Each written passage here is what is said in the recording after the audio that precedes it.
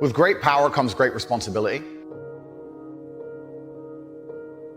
My content existed because I tried my very hardest to be an absolute and utter realist, especially with uncomfortable truths. I was pointing out that very uncomfortable. Is that a truth, then? It's an uncomfortable truth in many parts of the world. It's not a truth that I'm happy about. I don't want to be seen as a negative influence in the world. I know that there's a whole bunch of men. I get thousands of emails a week from men whose lives I've saved. I get thousands of emails a week from men who are on the verge of suicide and I've saved their lives. I believe in protecting and providing. I've been misunderstood. I don't want anybody to be offended by anything I say. I want to be a positive force in the world. I don't want anybody to hear what I say and make them feel bad about themselves. I want all people to live righteous and good, whether they're male or female. I think righteous is living true to your heart and knowing that you're doing good by people, not snaking anybody, not lying to anybody. I know I live a very righteous life. The government is not capable of helping the poor. And this is why it's so important as a person, you take personal responsibility and understand you're living in a world where the matrix can be cracked. You can make a bunch of money, but you need to take responsibility and do it. I refuse to accept that there are people out there who cannot become happy, contented individuals. I refuse to accept we live in a world where God has created people who, no matter how hard they work and how good their life becomes, can't be happy. I don't accept that. I accept that the universe is a very giving place and that God loves all of us. And if you try your best and you work hard, you can become a better person. I'm telling the younger generation that if they don't get up and work hard and make sure that they're important, that the world's not going to give a shit about them. 99% of my content was aimed at men, telling them the truth, saying that as a man, you're born with no inherent value. You have to become important. You have to go through some pain or go through some suffering to make people care about you. Otherwise, you're not going to matter. As a dude, if you walk into the party and you've put no effort into your life, nobody gives a shit. Nobody cares about you. And every man out here knows. And one of the great things about the masculine journey and masculinity is that we've all lived a semi-similar story. It's kind of cool. Like, we've all been the teenager, gets heartbroken. We've all been unimportant. We've all worked hard and then started to get some clout. And then we've all kind of lived the same kind of journey. So I say to everybody out there, yeah, if you don't follow that path and follow that journey and in one way or another get to the top, whether it's fighting, whether it's comedy, whether it's musician, whatever it is, if you're just going to stay somewhere near the bottom and then at the age of 44, email me saying I'm depressed, well, of course you're depressed. You're a loser. Yeah. But that was your choice because you have to build yourself as a man. And if you decide not to build yourself, then your life's going to suck. My main message is to resist the slave mind, to understand that every single thing you're being told has an agenda behind it or you wouldn't be told it otherwise, to examine every strongly held belief you have and try and identify where it comes from and why you have it. I sit and argue with people, I discuss things with people, and they so fervently believe a point. And I say, why do you believe that so much? Like, do you have personal experience? No, but I saw the news. The news told you X, and now you are desperate. You will sit here for hours arguing that point. A lot of people are completely empty vessels ready to be programmed. And I try and tell people, listen, to just stop for a second and understand that the things they're telling you to believe are not necessarily for your benefit. The people who make the rules don't make the rules for the benefit of everybody. They make the rules for the benefit of the people who make the rules of the game. So telling people to resist a slave mind and just be critical thinkers, keep their brain open, pay attention to things, be perspicacious, that's the general theme. And it doesn't matter whether you're left, right, liberal, man, woman, etc. It's just think for yourself. That's the general message. I believe men and women are a beautiful union. I think we're slightly different, but when we work together, we're the most powerful force in the world. And I certainly believe that men and women, when they work together, it's the most beautiful force on the planet. So of course I believe in men and women. Of course I believe in love. Of course I believe in marriage. Of course I believe in family. Okay. I believe in marriage in the traditional sense. I believe a man has a duty to stand up and be a real man. I believe that the problem with the world today that we are facing is that not enough men are sticking to the age-old ways of masculinity. I believe that me standing up and saying a man must protect a woman and provide for her, so he needs to make sure that she's safe. He needs a degree of authority. I believe women are sovereign individuals and they can make any choice they so desire. I think that it's important that we remember that a man has a duty. I think I certainly in my relationship have a financial responsibility to provide for my woman. My woman would never have to work unless she wanted to because I'm the kind of person who works hard enough. And I'll make another point that needs to be said. The number of women who have stood up and stuck up for me is ignored. Thousands of women are making videos saying, I've met Andrew Tate, he's such a nice guy. I wish I had a man like Andrew Tate who felt responsible to protect and provide for me. You know what? I do belong to my husband. That's why I married him and I love him. We ignore the thousands of women who stood up and stood by me and said everything I said is true. This is that there's a large contingent of men who still want to make money, go to the gym, be strong, drive a fast car, be traditionally masculine, and don't want to be shamed for that. And I believe that feeling depressed is real. I don't believe depression as a clinical disease is real. No. I think PTSD is very real. Unfortunately, I have some friends who suffer from that. I know that feeling depressed is real. I believe that the number one power you have against these things are trying to take control of your own mind and affecting your own life. I believe that it's not healthy to hand over all your power and believe that depression is an outside disease that you can't affect. I know that when I've had difficult periods in my life, and also many of my friends, like I've said, suffer from PTSD and been through terrible things.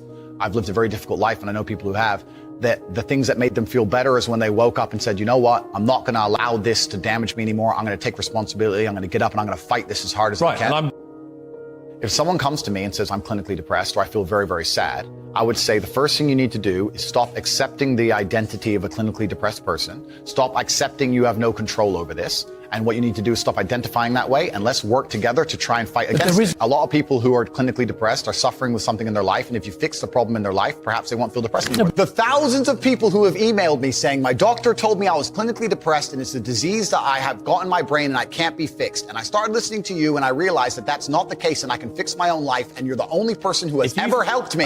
I believe feeling depressed is real.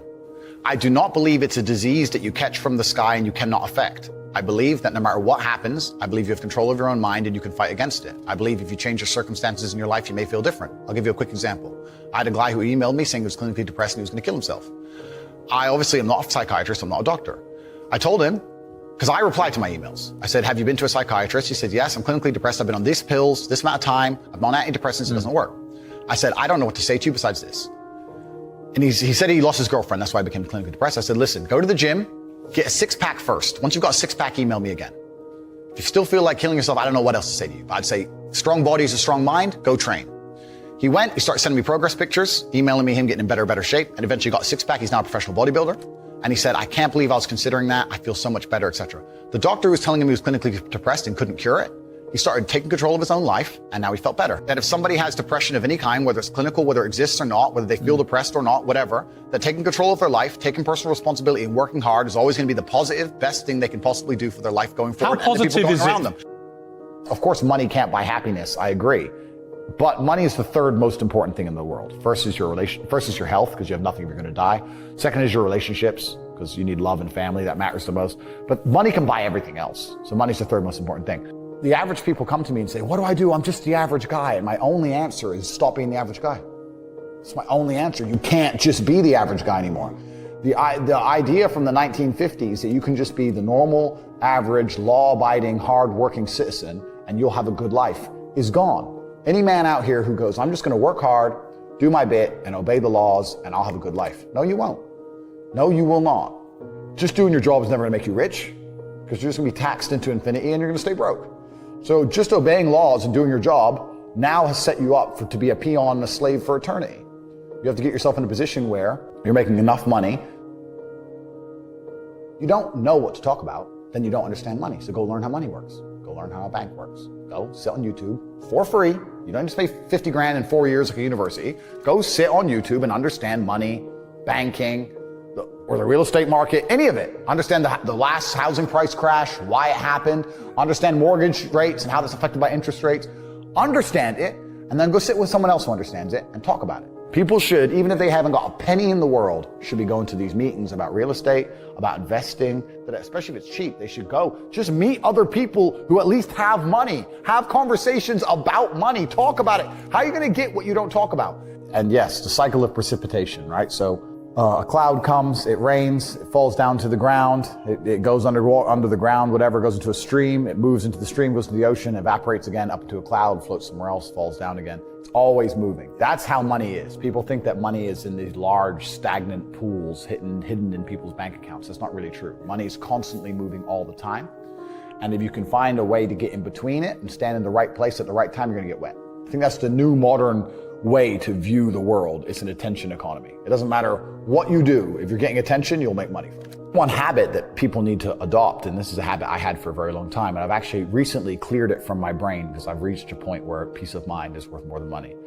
But every single time money is spent, you need to identify how your money was taken from you. And I say taken because money can't be made. Money is taken. Because the only people who can make money are the governments. If you're a government, you can make money. You can print it from thin air or a bank.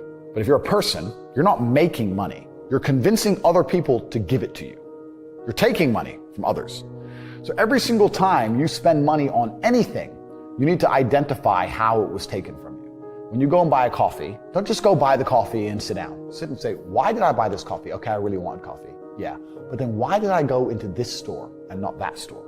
Is it better advertising? Does it have less of a line? Do they have seating? How did they convince me to come in here? How much did this coffee cost? £6. What's the profit margin on that? Probably £5.50, £5.80 probably by the time. The cup probably costs more than the coffee. The coffee is just water. How did they convince me to spend £6 in this place? And when you sit there and analyze, and you all start to learn little lessons about business, you'll learn about the importance of the signage. You'll learn about the importance of there being no queue. Yeah. So that if you ever run a business, I'm telling you, I say with my business, my people all the time, faster. All the time, quicker. Yeah. Like, I have a couple businesses that are physical.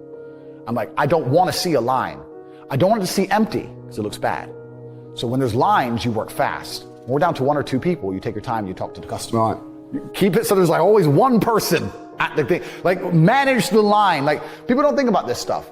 No one's going to sit and wait in a long queue. Maybe some idiots will, but people like me won't. We got shit to do, right? My time's worth money. I'm not going to stand and wait in a line. So you have to identify how your money is taken from you. If you start doing that with every single time you spend anything ever, you're going to start to identify business opportunities, and you're going to sit there and you're going to have coffee and you're going to go, you know what? They could have sold cake and they didn't. Could I outcompete this place? Let's imagine I had the money to start a coffee shop right next door. How would I outcompete them? Well, I'd have cake because they don't have cake. Also, most people in here are businessmen.